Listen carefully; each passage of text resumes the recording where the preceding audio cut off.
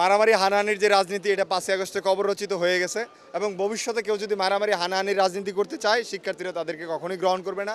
আমরা মনে করি সবাই সবার আদর্শের চর্চা বিশ্ববিদ্যালয়ে করবে, শিক্ষার্থীরা যাদেরকে পছন্দ করবে তাদেরকে সমর্থন দিবে। সবাই ভালো কাজের মাধ্যমে, ইতিবাচক কাজের মাধ্যমে শিক্ষার্থীদের প্রত্যাশার জায়গা হয়ে উঠবে এবং বিশ্ববিদ্যালয়ে একটা সম্প্রীতির পরিবেশ বিরাজ করছে। আমরা মনে করি যে সেটা সবসময় থাকবে।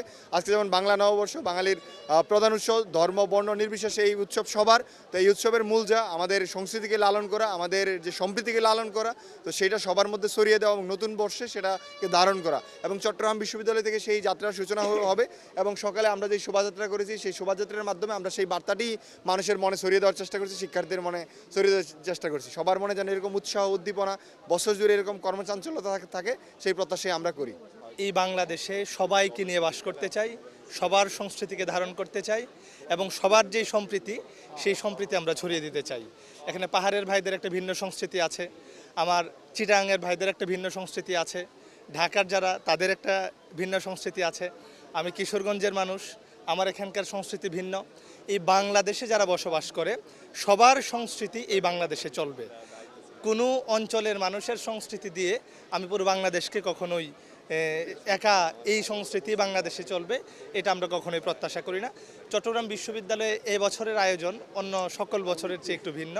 আমরা চেষ্টা করেছি প্রশাসনের মাধ্যমে এবং আমাদের সহযোগিতায় বাঙালির যেই একদম চিরায়ত বাংলার যে খেলাধুলাগুলা, কাবাডি খেলা, বলি খেলা, তারপরে হচ্ছে সেই দীর্ঘ বছর পূর্বের যে বায়োস্কোপ, এই বায়োস্কোপের প্রদর্শনী, এগুলো আমাদের থাকবে। এর বাইরেও চাকসুর পক্ষ থেকে একটা উদ্যোক্তা মেলা হচ্ছে।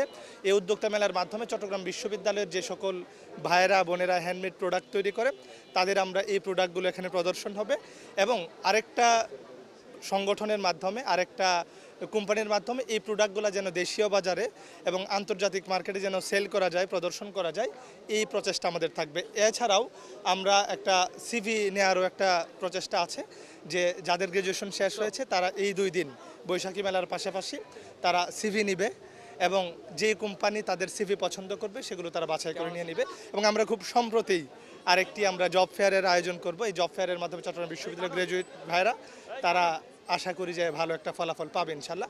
আর চট্টগ্রাম বিশ্ববিদ্যালয় যেহেতু সকল ধর্ম বর্ণ গোত্র সবার একটা সম্মিলন, আমরা চাকসুর মাধ্যমে চাই যে সবার অংশীজন এবং সবার সমান অংশগ্রহণ থাকুক।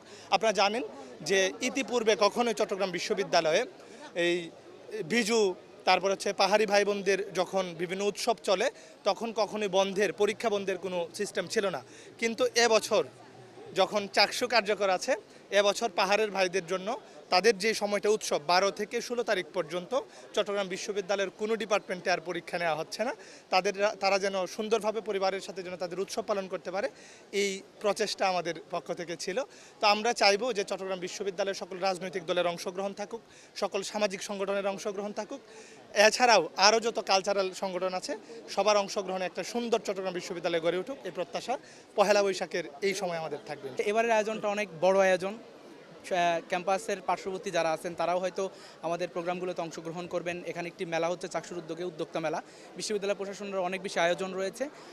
আমরা মনে করি যে এই ক্যাম্পাস তো সৌহার্দ্যের ক্যাম্পাস। এখানে প্রত্যেকটি ছাত্র সংগঠন, প্রত্যেকটি ক্লাব এবং যেই সংগঠন যে মতাদর্শই লালন করুক, এখানে সবার সম্প্রীতির জায়গাটা অনেক চমৎকার এবং চাকসুতে সবার প্রতিনিধিত্ব আছে, হল সংসদে সবার প্রতিনিধিত্ব আছে। আমরা মনে করি এটা সবার, চাকসু সবার, বিশ্ববিদ্যালয় প্রশাসন ন্যায় এবং ইনসাফের জন্য কাজ করলে আমরা তাদেরকে সহযোগিতা করব।